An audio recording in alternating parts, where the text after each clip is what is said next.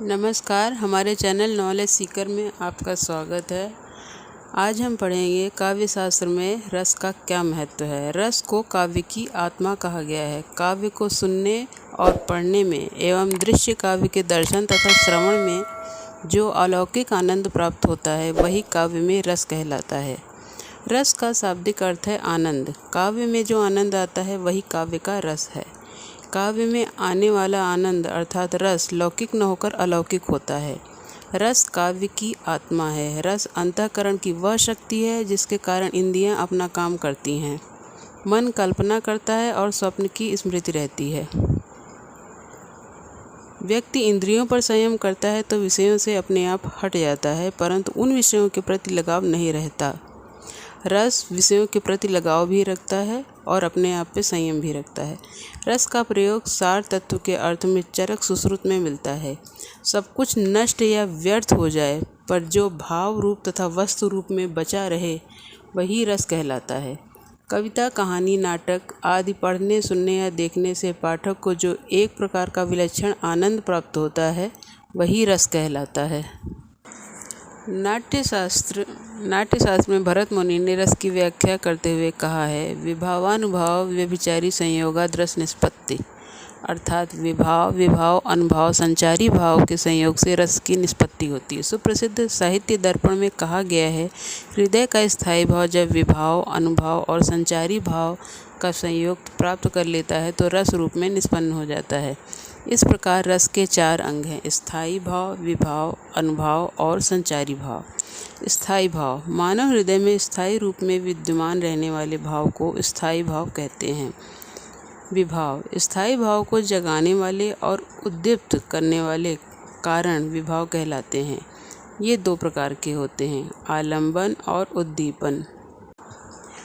आलंबन भाव निर्माण के मुख्य कारण को आलंबन कहते हैं, जैसे मित्र को देखकर प्रसन्नता हुई।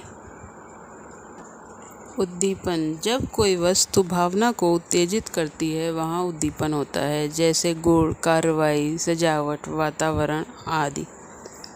अनुभाव स्थायी भाव के जागृत होने तथा उद्दीप्त होने पर आश्रय की चेष्टाएं अनुभाव कहलाती हैं, जैसे शेर को देखकर लोग डर के मारे कांपने लगे।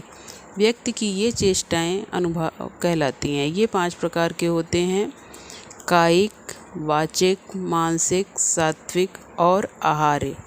संचारी भाव जागृत स्थायी भाव को पुष्ट करने के लिए कुछ समय के लिए जगकर लुप्त हो जाने वाले भाव को संचारी भाव या व्यभिचारी भाव कहते हैं। जैसे शेर को देखकर भयभीत व्यक्ति को ध्यान आ जाए कि कुछ दिन पूर्व शेर ने एक व्यक्ति को मार दिया था, यह स्मृति संचारी भाव है।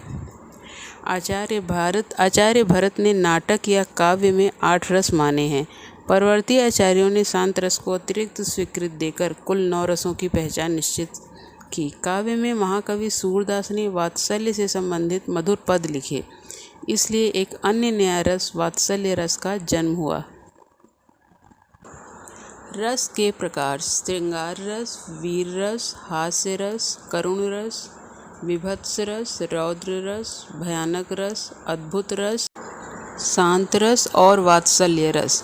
श्रृंगार रस इसका स्थायी भाव रति होता है। नायक और नायिका के मन में संस्कार रूप में स्थित प्रेम जब रस की अवस्था में पहुंच जाता है तो वह श्रृंगार रस कहलाता है। इसके अंतर्गत सौंदर्य, प्रकृति, वसंत ऋतु, पक्षियों का चहचहाना आदि के बारे में वर्णन किया जाता है। श्रृंगार रस को रसपति या रसराज भी कहते हैं। इसमें नायक और नायिका के विरह भी आते हैं, जैसे कहत नटत रीझत खिझत, मिलत खिलत लजियात, भरे भवन में करत है, नैनन हुई सब बात। हास्य रस जहाँ किसी व्यक्ति की विकृत अटपटी बातें, वेश एवं बनावट, चेष्टा आदि का वर्णन हो, जिसे सुनकर या देखकर हंसी उत्पन्न होती है, वहाँ हास्य रस कहलाता है। जैसे पुनि पुनि मुनि उकसही अकुलाही, देखी दशा हरिगन मुस्काही। यहाँ स्वयंवर में नारद जी के वानर मुख को देखकर हरिगन मुस्का रहे हैं। करुण रस किसी प्रिय व्यक्ति या वस्तु के विनाश या अनिष्ट की आशंका से जागे शोक स्थायी भाव का विभावादि से पुष्ट होने पर करुण रस परिपक्व होता है। जैसे महा कर विलाप सब रोवहि रानी, महाविपत्ति किम जाय बखानी, सुन विलाप दुखत दुख लागा, धीरज छूकर धीरज भागा। यहाँ राजा दशरथ की मृत्यु पर रानियाँ विलाप कर रही हैं, अतः यहाँ करुण रस है। रौद्र रस दुष्ट के अत्याचार, अपने अपमान आदि के कारण जागृत क्रोध स्थायी भाव का विभाव आदि में पुष्ट होकर रौद्र रस रूप में परिपक्व होता है। जैसे श्री कृष्ण के सुन वचन, अर्जुन क्रोध से जलने लगे, सब शोक अपना भूल कर करतल युगल मलने लगे। संसार देखे अब हमारे शत्रु रण में मृत पड़े, करते हुए यह घोषणा वे हो गए उठकर खड़े। भयानक रस का स्थायी भाव भय है। भयंकर प्राकृतिक दृश्यों को देखकर अथवा प्राणों के विनाशक बलवान शत्रु को देखकर उसका वर्णन सुनकर भय उत्पन्न होता है। जैसे एक ओर अजगर सिंह लखी, एक ओर मृगराय, विकट बटोही बीच पर्यो मूर्छा खाए। विभत्स रस का स्थायी भाव जुगुप्सा है, जहाँ दुर्गंध युक्त वस्तुओं, चर्बी आदि का ऐसा वर्णन हो जिससे मन में घृणा हो, वहाँ विभत्स रस होता है। जैसे सिर पर बैठो काग, आँखी दोऊ खात निकारत।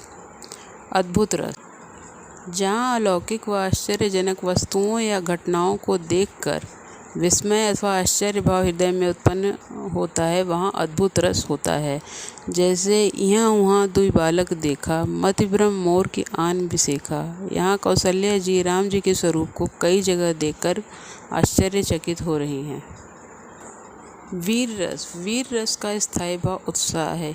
युद्ध या कठिन कार्य करने के लिए जगह उत्साह भाव विभाव आदि से पुष्ट होकर वीर रस बन जाता है। युद्ध में विपक्षी को देखकर, ओजस्वी वीर घोषणाएं या वीर गीत सुनकर तथा उत्साहवर्धक कार्यकलापों को देखने से यह रस जागृत होता है। जैसे वह खून कहो किस मतलब का जिसमें उबाल का नाम नहीं, वह खून कहो किस मतलब का जो आ सके देश के काम नहीं। शांत रस का विषय वैराग्य है एवं इसका स्थायी भाव निर्वेद है। संसार की अनिश्चित एवं दुख की अधिकता को देखकर हृदय में विरक्ति उत्पन्न होती है। इस प्रकार के वर्णनों में शांत रस होता है। जैसे चलती चाकी देखकर दिया कबीरा रोए, दुई पाटन के बीच में साबुत बचा न कोय।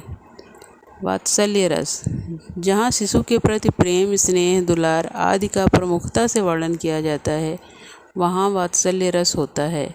इसका स्थायी भाव वात्सल है। सूरदास ने वात्सल्य का सुंदर रूप निरूपण किया है। वात्सल्य रस का उदाहरण, मैया मोरी मैं नहीं माखन खायो, ख्याल पैर सब सखा मिल मेरे मुख लपटायो।